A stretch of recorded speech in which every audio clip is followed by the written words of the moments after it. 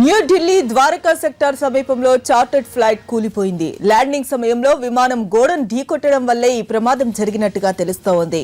విమానంలో 10 మంది బీఎస్ఎఫ్ జవాన్లు ఉన్నట్టుగా సమాచారం అందుతోంది. అప్రమత్తమైన అధికారులు 15 ఫైర్ ఇంజన్లను ప్రమాద స్థలానికి పంపించారు. ఫైర్ సిబ్బంది సహాయక చర్యల్లో నిమగ్నమయ్యారు.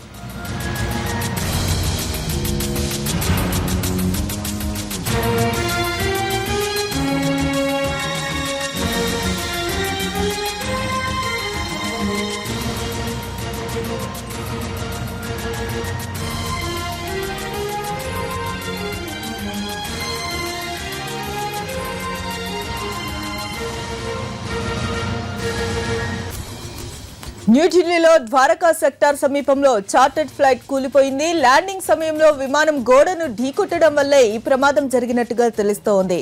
విమానంలో 10 మంది బీఎస్ఎఫ్ జవాన్లు ఉన్నట్టుగా సమాచారం. అప్రమత్తమైన అధికారులు 15 ఫైర్ ఇంజన్లను ప్రమాద స్థలానికి పంపించారు. ఫైర్ సిబ్బంది సహాయక చర్యలలో నిమగ్నమైపోయారు.